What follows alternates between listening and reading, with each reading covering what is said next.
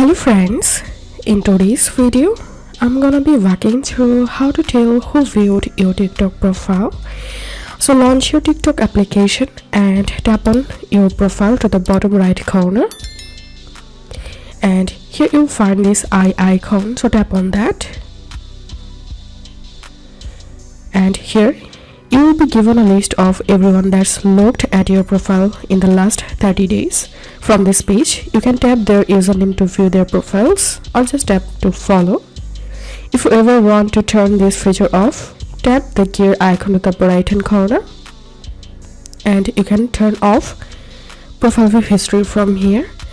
So that's how you can do it. If this video helped you, give a thumbs up and please consider subscribe to how to do it. Thank you for watching.